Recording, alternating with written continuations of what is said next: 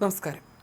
കേരളത്തിന്റെ മുഖ്യമന്ത്രി പദത്തെ ചൊല്ലിയുള്ള തർക്കം തെരുവിലേക്കും സോഷ്യൽ മീഡിയയിലേക്കും പടർന്നത് UDF വിജയത്തിന്റെ ശോഭ കെടുത്തുന്നതായിരുന്നു.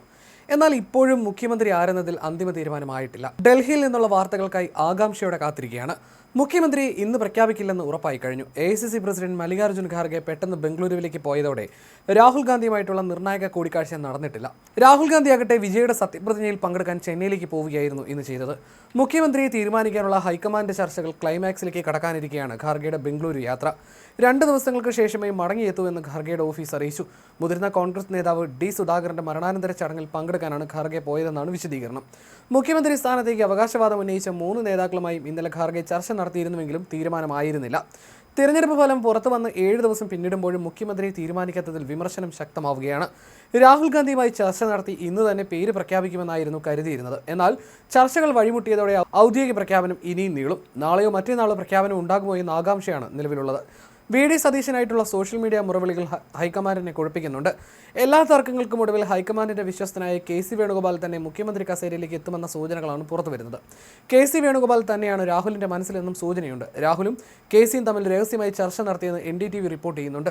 കാസർഗോഡ് DCC പ്രസിഡന്റ് ഫൈസൽ പുറത്തിറക്കിയ പ്രത്യേക നിർദ്ദേശമാണ് ഇതിന് വലിയ തെളിവായി രാഷ്ട്രീയ കേരളം കാണുന്നത്. മുഖ്യമന്ത്രിയെ പ്രഖ്യാപിച്ചാലുടൻ എല്ലാ മണ്ഡലം കമ്മിറ്റികളും ആഹ്ലാദ പ്രകടനം നടത്തണമെന്നാണ് നിർദ്ദേശം. സാധാരണഗതിയിൽ VD സതീശനോ ചെന്നിത്തലയോ ആണ് വരുന്നതെങ്കിൽ ഇത്തരമൊരു ഔദ്യോഗിക നിർദ്ദേശത്തിന്റെ ആവശ്യമില്ല. VD സതീശന് വേണ്ടി ജനങ്ങൾ തെരുവിൽ സ്വാഭാവികമായി ഇറങ്ങും. എന്നാൽ KCയെ പോലെ ഒരാൾ വരുമ്പോൾ അണികളെ ആവേശത്തിലാക്കാൻ മുൻകൂർ പ്ലാനിംഗ് ആവശ്യമാണെന്ന് ഒരു വിഭാഗം കരുതുന്നു. അതേസമയം KC മുഖ്യമന്ത്രിയെ എത്തുമ്പോൾ VD സതീശന്റെയും രമേശ് ചെന്നിത്തലയുടെയും റോൾ എന്താകുമെന്ന ചോദ്യം ഉയരുന്നുണ്ട്.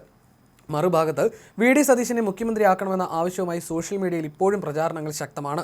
ലീഗ് ഉൾപ്പെടെയുള്ള ഘടകകക്ഷികളുടെ പിന്തുണയും സതീശന് അനുകൂലമാണെന്ന് അദ്ദേഹത്തിന്റെ അനുയായികൾ അവകാശപ്പെടുന്നു. എന്നാൽ MLA-മാരുടെ പിന്തുണയും ഹൈക്കമാൻഡ് താൽപര്യവും KCക്കൊപ്പമാണെന്ന് മനസ്സിലാക്കി ലീഗും മനമാറ്റത്തിന്റെ വഴിയിലാണ്. ഭരണത്തിൽ വന്നിട്ട് മുഖ്യമന്ത്രിയെ പ്രഖ്യാപിക്കാൻ കഴിയാത്തത് കോൺഗ്രസിന് വലിയ നാണക്കേടുണ്ടാക്കുന്നുണ്ട്. അതേസമയം MLA-മാർക്കിടയിൽ ഭൂരിപക്ഷം ഉണ്ടാക്കാൻ താൻ ശ്രമിച്ചിട്ടില്ലെന്നാണ് സതീശൻ പറയുന്നത്.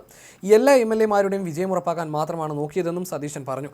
തന്റെ കണക്കുകൂട്ടൽ കൃത്യമായിരുന്നു. 5 കൊല്ലം UDF ഒന്നിച്ചു നിർത്താൻ കഴിഞ്ഞെന്നും സതീശൻ പറഞ്ഞു. അതേസമയം MLA-മാർക്ക് പുറമെ MP-മാരിലും ഭൂരിപക്ഷം KCക്കെന്നാണ് നിരീക്ഷകർ പറയുന്നത്. എന്നാൽ തന്റെ സീനിയോറിറ്റി അവഗണിക്കരുതെന്ന് രമേശ് ചെന്നിത്തല നിലപാടെടുക്കുന്നു. കടുത്ത നിലപാട് സ്വീകരിക്കുമെന്ന് സതീശൻ പറഞ്ഞതോടെയാണ് ഹൈക്കമാൻഡിൽ വീണ്ടും കൂടിയാലോചനയ്ക്ക് തീരുമാനിച്ചത്. അതേസമയം തെരുവിലെ തമ്മിലടി ജനവിധിയെ അപമാനിക്കുന്നതെന്ന് രാഹുൽ ഗാന്ധിയും നിലപാട് സ്വീകരിച്ചു.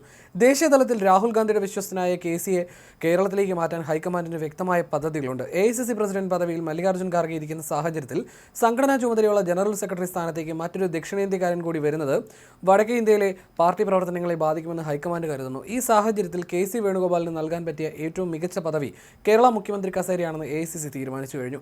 ഇത് മുന്നിൽ കണ്ടാണ് നീക്കങ്ങൾ. അതേസമയം കോൺഗ്രസിലെ മുഖ്യമന്ത്രി പ്രഖ്യാപനം ഒരു ലോകകപ്പ് ഫുട്ബോൾ ഫൈനൽ പോലെ ആവേശകരമാണെന്നാണ് സോഷ്യൽ മീഡിയയിൽ പ്രചരിക്കുന്ന ഓഡിയോ ക്ലിപ്പുകളിൽ പറയുന്നത്. പ്രഖ്യാപനം വൈകുന്നത് അണികൾക്കിടയിലുള്ള തർക്കം തണുപ്പിക്കാനാണെന്നും മിക്കവാറും വരും ബുധനാഴ്ചയോടെ ഔദ്യോഗിക പ്രഖ്യാപനം ഉണ്ടാകുമെന്നുമാണ് സൂചന. രമേശ് ചെന്നിത്തലയും VD സതീശനും ഈ തീരുമാനത്തോടെ എങ്ങനെ പ്രതികരിക്കുമെന്നും അവർ മന്ത്രിസഭയിൽ ഉണ്ടാകുമോ എന്നതുമാണ് ഇനി അറിയേണ്ടുന്നത്.